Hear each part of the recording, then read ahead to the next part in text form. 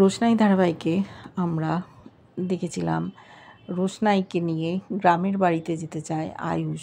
সঞ্জয় আর তার স্ত্রী দুজনে ওদের সাথে আছে। সঞ্জয় এই প্ল্যানটা করেছে, কোথাও যাওয়ার জায়গা নেই রোশনাইয়ের। ও নতুন নামকরণ করেছে নিজের আবিরা বলে, ওরা আবিরা বলেই ডাকছে।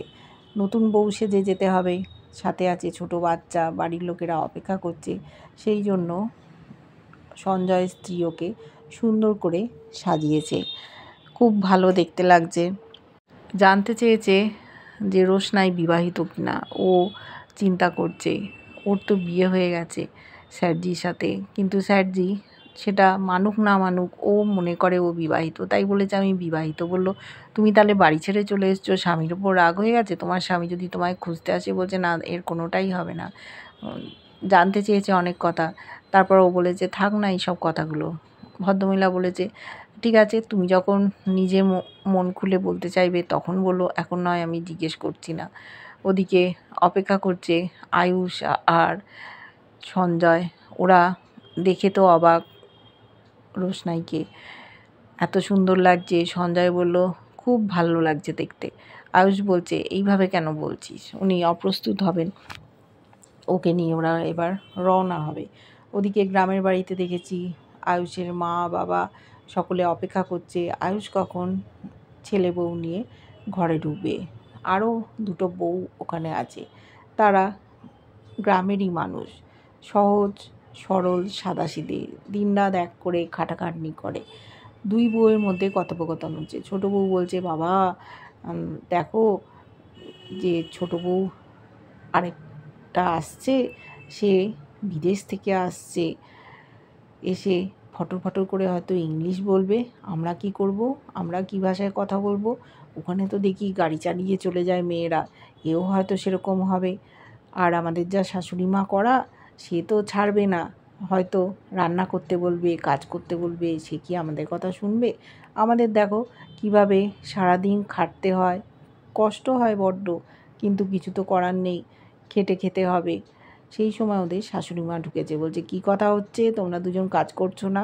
ওদের স্বামীরা ক্ষেতের কাজ করে, গোয়ালের কাজ করে, ওদেরও খুব কষ্ট হয়, শাশুড়ির অত্যাচার সহ্য করতে হয়। দুই বউ সারা দিন রাত এক করে কাজকর্ম করে, ভাবছে নতুন যে বউটা আসবে তারও অবস্থা খারাপ করে দেবে হয়তো শাশুড়ি মা। ওকে কি ছেড়ে দেবে, পায়ের ওপর পা তুলে থাকবে? সেটা তো কখনোই হবে না। কখন আসবে? ওরা তোড়জোড় শুরু করেছে। এদিকে দেখেছি লালন কন্ট্রোল করছে চ্যাটার্জি বাড়িতে, পাঠিয়েছে মেজ বউকে চা করতে গিয়ে গ্যাস জ্বালাতেই পারছে না। সেখানে ছিল মিনি, বলছে মিনি কি করে গ্যাস জ্বালাবো? ওখানে ওর মাও ছিল, মাকে জোর করে লালন বার করে দিয়েছে। দুধ উদলে পড়ে যাচ্ছে, গ্যাস বন্ধ করতে পারছে না। মিনি তো হাসছে, বলছে চা খাও আর গ্যাস জ্বালাতে পারো না? অনেক কষ্টে শিখেছে, 4 কাপ চা ঢালতে পারছে না, কোন রকম ঢেলে নিয়ে এসছে। মিনি বলছে দাও সকলকে চাটা দিয়ে দাও। চা দিয়েছে, ছোটু চাটা খেয়েছে, খেয়ে বলছে এই বাবা, এ তো একেবারে ঠান্ডা হয়ে গেছে। মেজো বৌদি তুমি একটা কাজ করো, আরও 4 কাপ চা করে নিয়ে এসো, এই চা খাওয়া যাবে না। মুখ চাচাই করছে বড় বউ বড় ছেলে, এত খাটাবে, একবার চা করে আনলো। ওদিকে এসছে রাজা আর জাহ্নবী। জাহ্নবী দেখছে মেজো কাকিমাকে দিয়ে কাজ করাচ্ছে, সে তো অবাক, বলছে যে দেখতে পাচ্ছ না কি সব কাজ করাচ্ছে? কে বাজার যাবে? বাজার রাজাকে যেতে হবে, লালন বলল। ও কখনো যায়নি।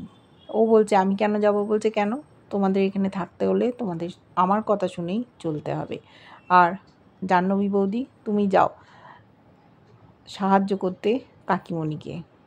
ও বলছে আমি তো কিছু জানি না। বলছে না জানলে হবে, খেতে তো পারো, তুমি তো হাউসওয়াইফ, কেন কাজকর্ম করবে না? কিছুতেই করবে না। রাজা তখন বুদ্ধি করে বলছে আচ্ছা জাহ্নবী, তোমার মনে নেই আজকে আমাদের ব্রেকফাস্টের নেমন্তন্ন আছে? ওকে ব্রেকফাস্টও বানাতে বলেছে, চা করতে বলেছে, কিন্তু ওরা চালাকি করে বাড়ি থেকে পালিয়ে যাওয়ার চেষ্টা করলো।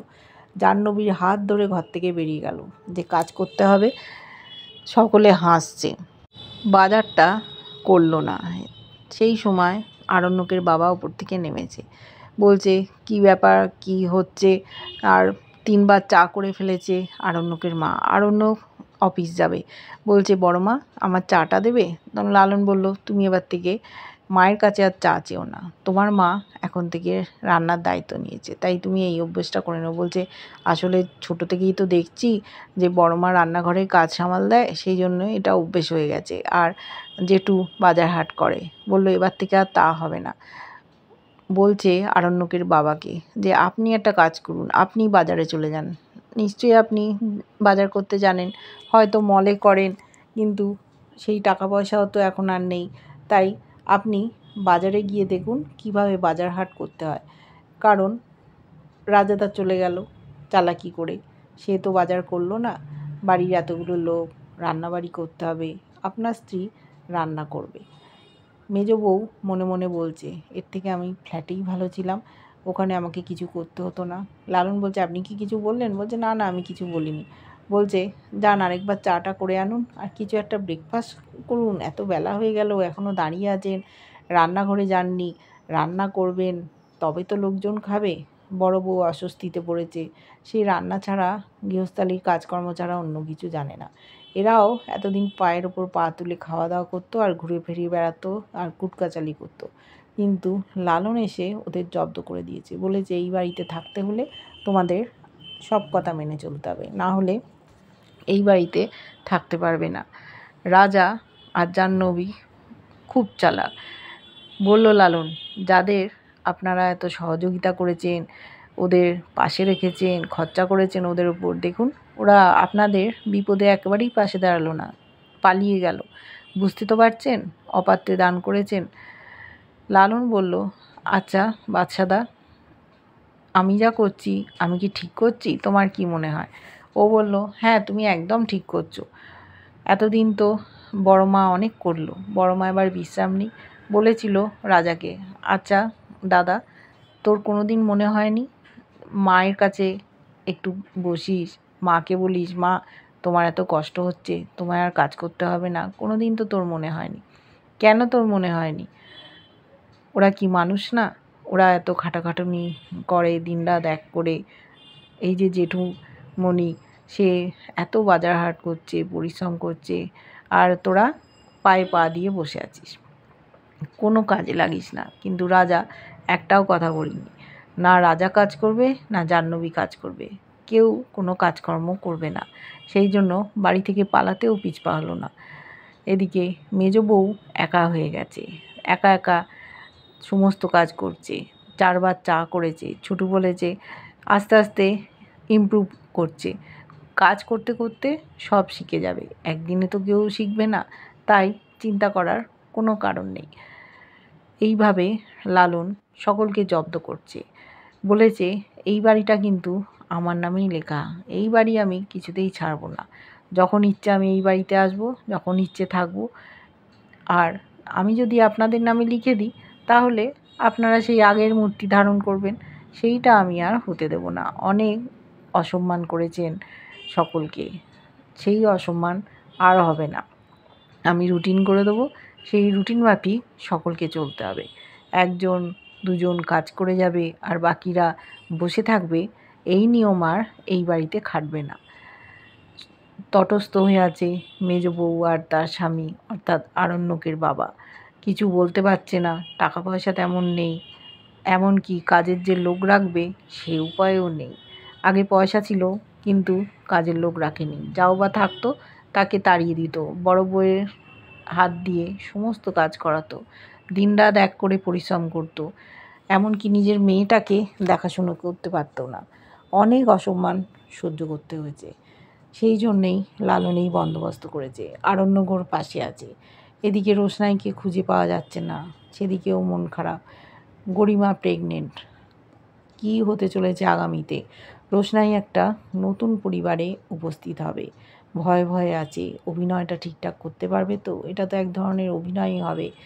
ও আয়ুষের স্ত্রী হিসেবে যাচ্ছে, ওরই যেন সন্তান নিয়ে, স্বামী নিয়ে একটা অন্য পরিবারে উপস্থিত হচ্ছে, অন্য নামে, অন্য পরিচয়ে। কী ঘটতে চলেছে আগামীতে রোশনাইয়ের সাথে, দেখতে থাকবো আমরা। কেমন লাগছে নতুন আপডেট অবশ্যই জানিও। ভালো লাগলে লাইক কমেন্ট সাবস্ক্রাইব করো, আর যারা ফেসবুক পেজ থেকে দেখছো ফলো করে সাথে থাকার অনুরোধ রইল।